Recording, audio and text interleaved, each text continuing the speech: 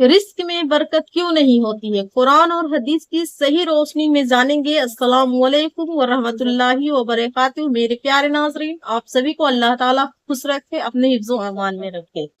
क्या आपने कभी महसूस किया है कि कमाई तो हो रही है लेकिन आपकी कमाई में बरकत नहीं है? आप मानो कुछ सोचते हो और आपके साथ कुछ हो जाता है, लेकिन पैसे में बरकत ही नहीं है। जैसे कि आप काम तो कर रहे हो लेकिन आपके पैसे में बिल्कुल ही बरकत नहीं है। तो महीने की शुरुआत में जो आपकी तनख्वाह मिलती है उसमें से आपकी तनख्वाह बीच में खत्म हो जाती है, शेष। आज की इस वीडियो में हम आपको कुरान और हदीस की सही रोशनी में बात करेंगे, कुरान और हदीस की रोशनी में बात करेंगे। आम कारणों, आम वजह जानेंगे कि हम परेशान क्यों रहते हैं, और आम चीजें ये है कि परेशान हम अपनी खुद की वजह से रहते हैं। इस बहन को 2 मिनट से लेकर 4 मिनट का वक्त दीजिएगा। आप मर्द हजरात हैं तब भी मेरे भाई, एक बहन आपसे रिक्वेस्ट करती है कि इस वीडियो को 4 मिनट जरूर दीजिएगा। एक बहन है, एक ख्वातीन है, एक मेरी माँ है, किसी ने भी ये वीडियो प्ले किया, इस वीडियो को जरूर 4 मिनट 5 मिनट वक्त दे के जाइएगा। सबसे नंबर 1 जो आपकी रिस्क में बरकत नहीं होती है वो आप इसकी वजह है। पहली इसकी वजह ये है कि आप देखे कि आप पे मेहनत कितना करते हैं। बहुत सारे लोग को मेरा तकलीफ नहीं मानिएगा, बुरा नहीं मानिए, लेकिन मैं आपको बता रही हूँ, इस चीज से आगाह कर रही हूँ कि आपको रियलिटी में ये चीजें नहीं करनी चाहिए, रियल में नहीं करनी चाहिए। हराम की जो कमाई होती है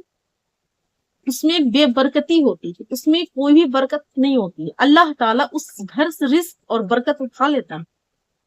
नंबर 2, जिस घर में नमाज की कोई भी अहमियत ना हो, नमाज की कोई भी फिक्र नहीं हो, यानी कि फर्ज चीजों को छोड़ के, और जिसने भी अपनी खुशी के लिए अपनी चाहे वो दौलत कमा ले, उस घर में ना बरकती नहूसत फैलती है। क्योंकि हमें चाहिए कि हम पहले अपने फर्ज को अदा करें, तो इसलिए नमाज बहुत जरूरी है। हमें बिना नमाज की कहीं भी कामयाबी नहीं है। तो नमाज को अपनी जिंदगी में उतना ही इम्पोर्टेंट समझे जितना हमें जिंदा रहने के लिए हर चीज की जरूरत होती है। और इस्लाम में हलाल रोजी कमाने की बहुत ताकीद किया गया है, तो इसलिए इस्लाम में हलाल रोजी जरूर कमाएं और जानबूझकर हराम कमाई से बिल्कुल भी बचें, क्योंकि हराम कमाई इंसान को बर्बाद कर देती है, उस घर को तबाह कर देती है, उस इंसान को जिल्लत की जिंदगी देती है।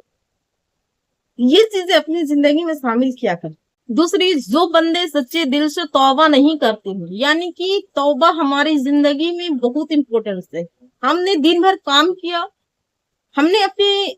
दिन में हर काम की, लेकिन मुझे नहीं पता, आपको नहीं पता कि आपने क्या काम किया, आपने क्या किया, आपने नहीं किया। लेकिन हर बंदा को तौबा का जो ये विरद है कसरत से करनी चाहिए, चाहे वो मर्द हजरात हो, औरतें हो, ख्वातीन हो, मेरी बहनें जो देख रही हैं, मेरे भाई जो सुन रहे हैं, उनके लिए खास करके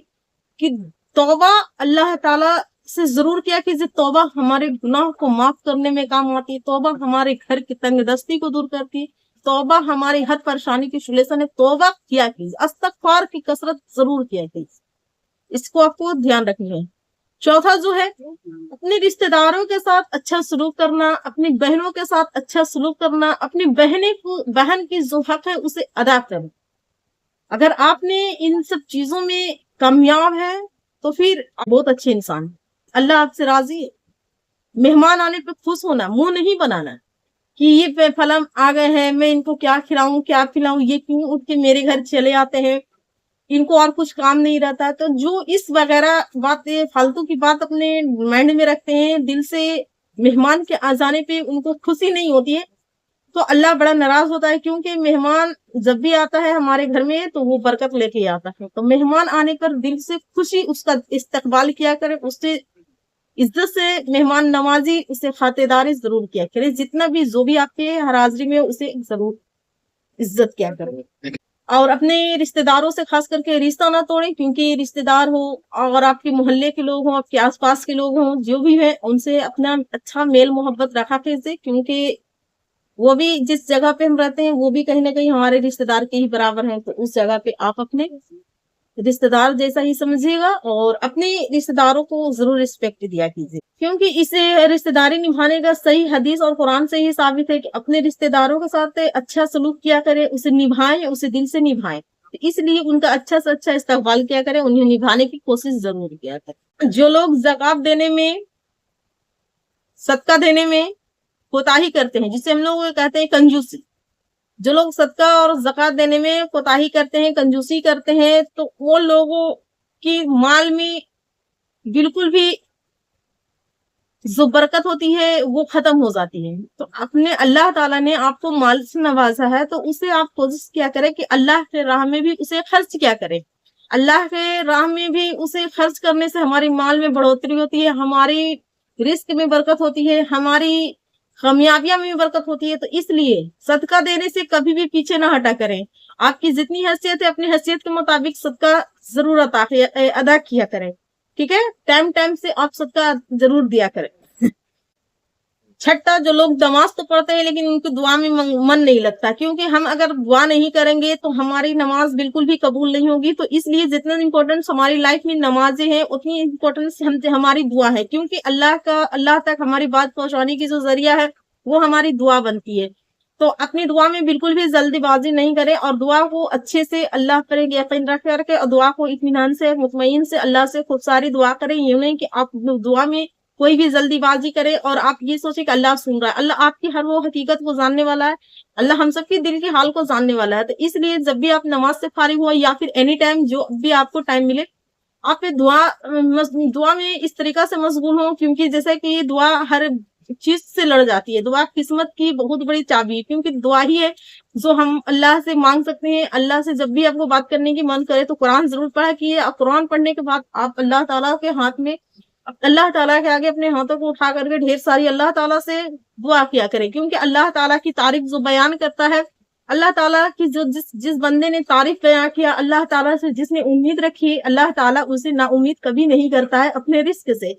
تو مومن کی چاہیے، بندوں کو چاہیے کہ جیسا بھی سچویشن آئے، جو بھی میرے ساتھ پریشانی ہو، لیکن ہم اپنے دعا کو یعنی اللہ کے لیے ٹائم ضرور نکالیں گے، کیونکہ ہر سچویشن اللہ کے ہاتھ میں ہے، انسان کے پاس کچھ بھی نہیں ہے، تو اللہ سے ہی مانگنا چاہیے، اللہ سے ہی ہر تعلقات رکھنی چاہیے ہر ایک مومن کو، کیونکہ ہم اللہ کے بندے ہیں اور ایک دن اللہ کے پاس ہمیں جانا ہے اور اپنے اعمال کا حساب ہر حال میں دینا ہے۔ اس لیے دعا ضرور کیا کرے، دعا اپنی زندگی میں شامل کیا کرے، جو بھی جیسا بھی اللہ کا شکر بالکل بھی کرے، یوں نہیں کہ آپ اللہ کا شکر ادا کرنا بالکل بھول جائے، آپ جس بھی حالات میں ہیں اللہ کا شکر ادا کریں، کیونکہ اللہ تعالیٰ نے جس نے اللہ پہ صحیح شکر کیا اور صبر کیا، اللہ اس کے ساتھ ہے، ٹھیک ہے، اس چیز کو آپ لوگ خاص کر کے خیال رکھیے گا اور دعا دل سے کیا کیجیے۔ اور استغفار کی کثرت تو ہر روز ہر دن مومن کو کم سے کم ڈے میں 100 مرتبہ کرنی چاہیے، ٹھیک ہے، چاہے آپ سونے سے پہلے کر لیں یا پھر دن میں کسی ایک ٹائم آپ پہ روٹین بنا لیں کہ اس ٹائم پہ ہمیں اتنے ٹائم میں اس چیز کو ہمیں ورد کرنی ہے، ہمیں پڑھنی ہے۔ تو جب کوئی بندہ کسی کام کے لیے ارادہ کرتا ہے تو انشاءاللہ تعالیٰ اسے، اگر اس کی ارادہ مضبوط ہوتی ہے، ارادہ پکا ہوتا ہے، اس کی جائز مقصد ہوتی ہے، تو انشاءاللہ تعالیٰ وقت پر اس کے لیے اسے ٹائم ٹھیک مل جاتا ہے۔ تو اپنے دل میں ضرور اس چیز کا ارادہ کیا کرے کہ مجھے کام تو سب دن کا ہے، انسان تو بیزی ایری ٹائم ہے، لیکن اللہ تعالیٰ کے لیے بھی ہمیں کچھ ٹائم نکالنا چاہیے، کیونکہ مرنے کے بعد مومن اکیلا جائے گا اور اس کے ساتھ اس کا ایمان جائے گا، اور جو ہم نے کیا ہے وہ ہمارے ساتھ ہمارا عمل جائے گا۔ تو اس لیے مومن کو جب بھی اکیلے اور تنہائی میں ہو تو اللہ تعالیٰ کی عبادت ضرور کیا کرے، اور نماز کو تو بالکل اپنی زندگی کے حصہ بنا لے، کہ نماز ہے تو سب کچھ ہے، نماز نہیں تو ہم مومن مسلمان تو ہیں لیکن ہم نماز نہیں پڑھتے تو ہم اللہ کے لیے مر چکے ہوتے، کیونکہ نماز وہ لوگ نہیں پڑھتے جو مر جاتے ہیں، ٹھیک ہے۔ تو ہم زندہ ہیں، اللہ تعالیٰ نے ہمیں پوری اچھی طریقے سے باڈی کو سلامت رکھا ہے، تو ہمیں چاہیے کہ ہمیں ہر حال میں اللہ تعالیٰ کی نماز کو جو فرض ہے ہم پر، ہم فرض کو ادا کیا کریں، اینی ٹائم سے ادا کیا کریں، ٹھیک ہے۔ بائی چانس کبھی طبیعت خراب ہو جائے اس کی کچھ الگ مسئلے ہوتی ہیں، لیکن جو جان بوجھ کر نماز چھوڑا جائے یہ ہمیں معاف نہیں ہے، ٹھیک ہے، اس چیز کا آپ لوگ خیال رکھیے گا۔